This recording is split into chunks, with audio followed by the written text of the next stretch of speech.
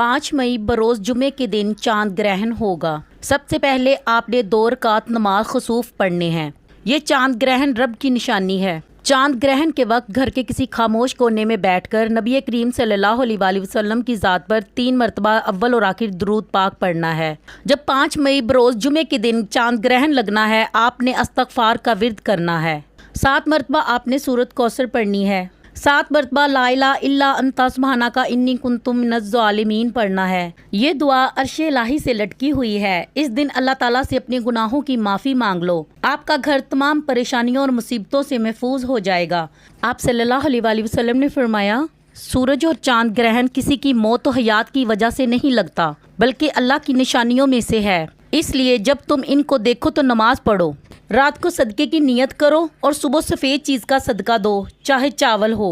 हामला औरतें कैंची और छुरी से दूर रहें। चांद ग्रहण का